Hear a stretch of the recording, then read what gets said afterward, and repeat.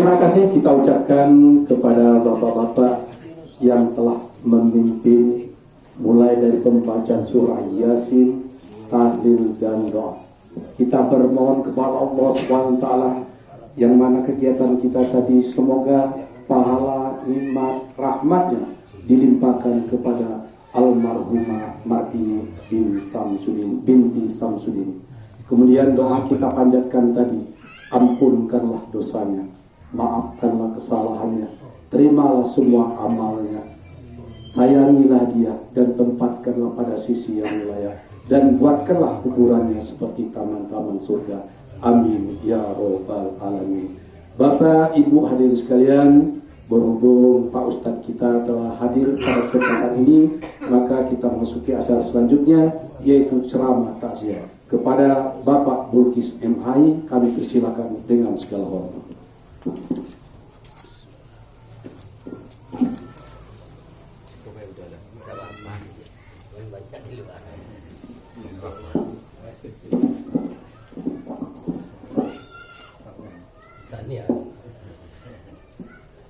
Bismillahirrahmanirrahim.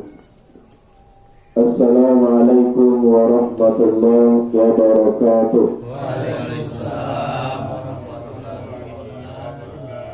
Alhamdulillahilladzi khalaqal mauta wal hayata liyabluwakum ayyukum ahsanu amala wa huwal azizul ghafur.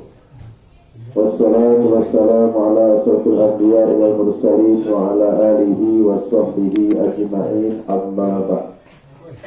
Yang terhormat pemerintah kelurahan Kepala Suring, yang saya hormati para tokoh masyarakat, alim ulama, seperti pandai, para sesepuh, pemuka syarak,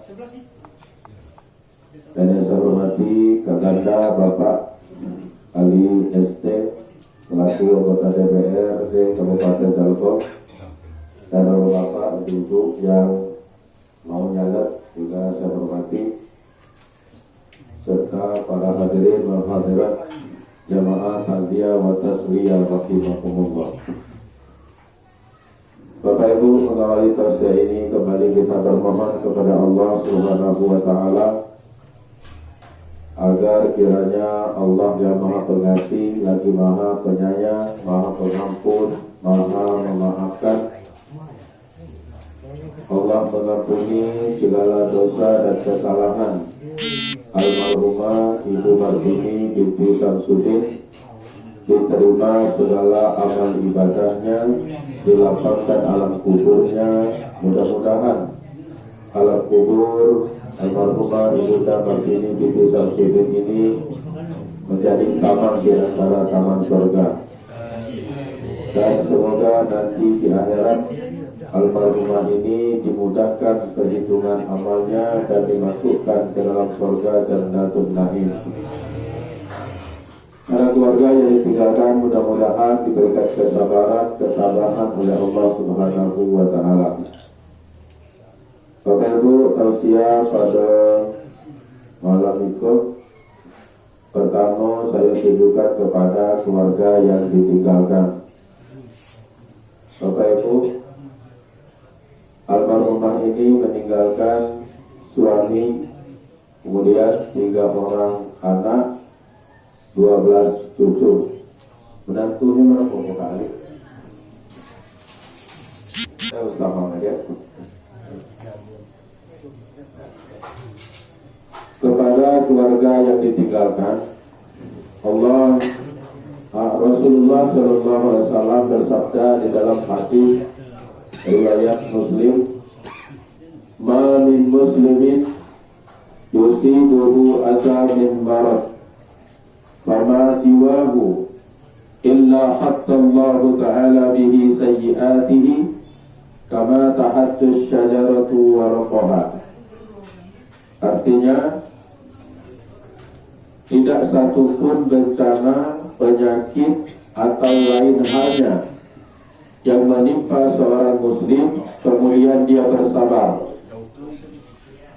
kecuali dengannya Allah menggugurkan segala dosa dan kesalahannya seperti pohon yang menggugurkan daun-daunnya. Jadi ini adalah kabar gembira dari Rasulullah kepada kaum muslimin yang mendapat musibah, baik itu musibah berupa penyakit, musibah berupa bencana, termasuk kematian, meninggal oleh orang yang dicintai. Kemudian di dalam menghadapi musibah itu dia bersabar, dia ikhlas, dia ridho kepada ketetapan Allah. Maka kata Rasul, maka Allah akan menggugurkan segala dosa dan kesalahannya. Jadi orang yang sabar itu dosanya berguguran. Kama tahattus syajaratu waraqaha, persis seperti daun yang menggugurkan, seperti pohon yang menggugurkan daun-daunnya. Musibah apa baik Bapak Ibu rahmatullah? Kita sakit, kemudian kita sabar. Nah, dengan penyakit itu dosa kita berguguran. Makanya banyak orang yang menderita penyakit bertahun-tahun sebelum meninggal dunia. Ada juga yang di dalam kehidupannya berbagai macam ujian dan cobaan diberikan oleh Allah dari berbagai penjuru cobaan itu. Ada cobaan yang datang dari istri, atau dari suami, atau dari anak, dari orang tua, dari tetangga, dari atasan di kantor. Kemudian musibah berupa penyakit, berupa kehilangan, kecelakaan dan sebagainya. Nah, ujian dan cobaan itu kalau kamu sabar, kata Nabi, maka ujian cobaan itu menjadi wasilah bergugurnya dosa-dosa. Kama tahattus syajaratu waraqaha, persis seperti pohon yang menggugurkan daun-daunnya. Maka kepada ahli rumah, yang bisa dilakukan atau sikap yang harus kita tunjukkan ketika ibunda ini wafat, yang pertama istirja. Istirja itu adalah kesadaran total bahwa kita ini adalah milik Allah dan akan kembali kepada Allah. Tidak satu pun di dunia ini yang milik kita. Semua yang kita punya ini adalah titipan dari Allah Subhanahu wa ta'ala, termasuk yang ada pada diri kita ini.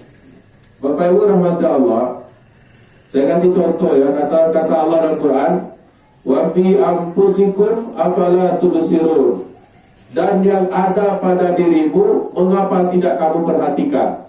Contoh, kulit itu bukan milik kita.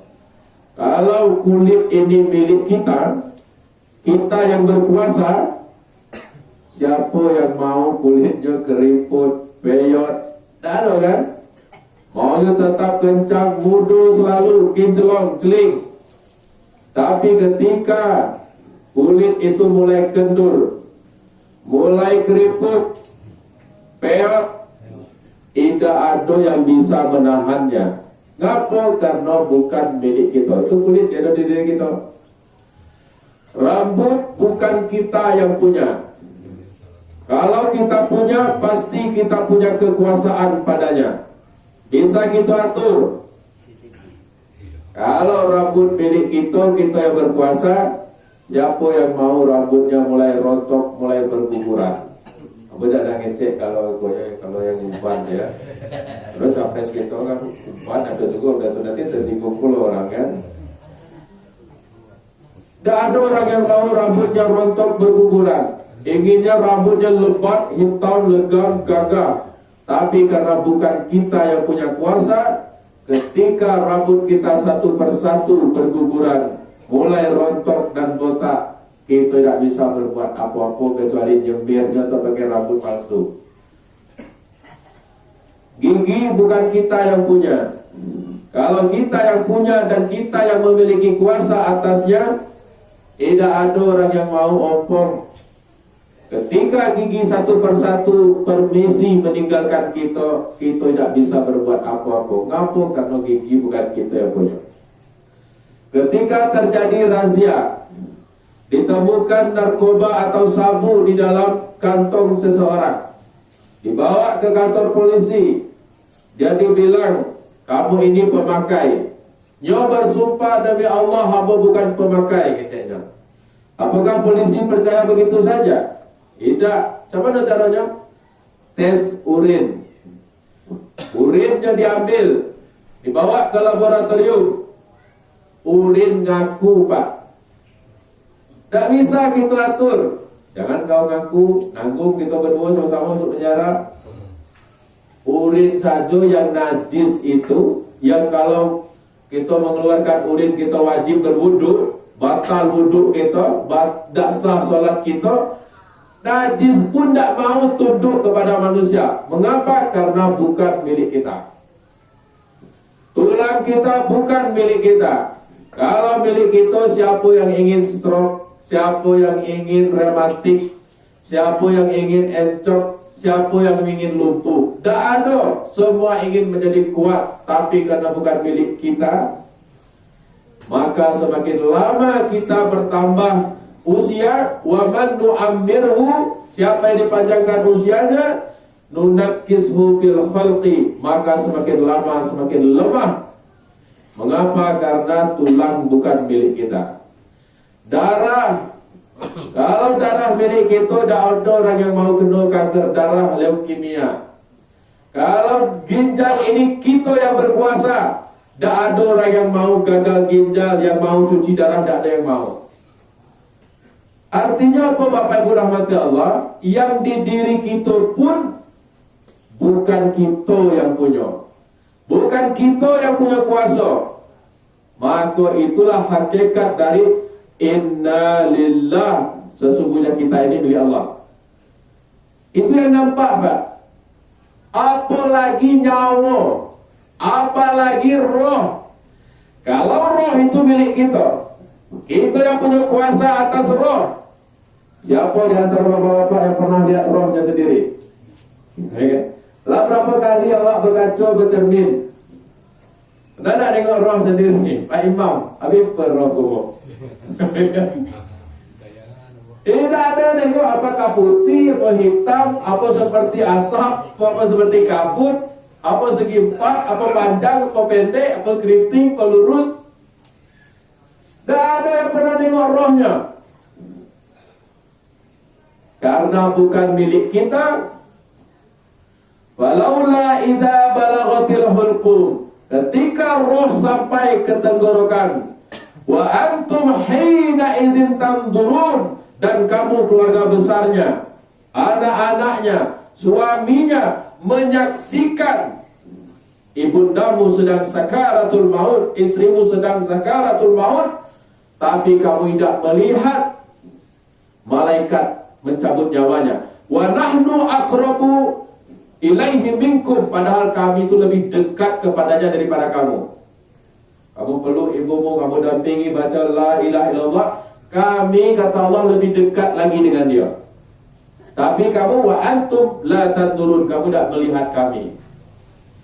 Dia Bapak Ibu Allah, itu roh. Tak ada yang tahu rohnya, modelnya, tak pernah nengok. Apa bukan kita? Kalau kita yang berkuasa, belum pernah meninggal. Saya ya Allah, atau roh jangan keluar dulu karena undangan sudah tersebar, ya kan? Pelaminan sudah terpasang, prasmanan sedang ditata. Saya ingin melihat anak saya bersanding, tak bisa. Walikulli ummatin ajal, setiap manusia sudah ada batas umurnya. Fa idza jaa ajaluhum, kalau ajalnya telah sampai, la yastakhiruna sa'ata wa la yastaqdimun, tak bisa dimundurkan sedetik, tak bisa juga dimajukan walaupun sedetik. Itu kita mengucapkan innalillah tuh. Apalagi yang tidak melekat ke diri kita. Misal tanah, rumah, Avanza, Innova, mobil-mobil mewah, motor, sertifikat tanah, kontrakan, bedengan, anak, perhiasan, pakaian, sawah, ladang, kebun, pangkat dan jabatan, lebih lagi bukan milik kita. Kalau milik kita, bisa kita, aku masih mau ingin jadi bupati ini, tidak usah pakai pemilihan lagi. Aku masih mau jadi presiden 3 periode bila perlu seumur hidup, tidak usah pakai pemilu. Tapi dia tidak punya kekuasaan apapun. Mengapa? Karena Allahumma malikal mulki tu'til mulka man tasya. Ya Allah, Engkau yang memiliki kekuasaan dan jabatan. Ini bukan milik kita. Makanya Bapak Ibu hormati Allah, sesungguhnya kita ini milik Allah. Wa inna ilaihi roji'un, dan kita pasti kembali kepadanya.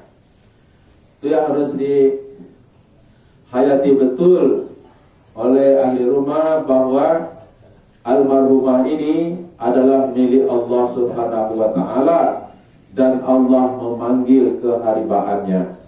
Maka yang harus dilakukan pertama itulah istirja. Resapi betul, hayati betul bahwa kita menyadari ibunda tercinta ini adalah milik Allah. Allah ambil miliknya. Ini Bapak Ibu rahmatullah. Kemudian ridho, menerima, lalu sabar. Yang terakhir, mengikhlaskan almarhumah ini, melepaskan kepergiannya ke alam barzakh, ke alam akhirat, disertai dengan doa, Allahumma firlaha warhamha wa'afiha wa'fu anha. Atau anak-anaknya membaca Rabbighfirli waliwalidayya warhamhuma kama rabbayani shaghira. Doakan. Ini untuk keluarga ditinggalkan. Kemudian untuk kita semua yang hadir, Bapak berkata Allah, mengapa, mohon maaf, orang yang mati itu disebut meninggal? Kalau dalam Al-Quran itu disebut mata, dibikin bahasa Indonesia mati.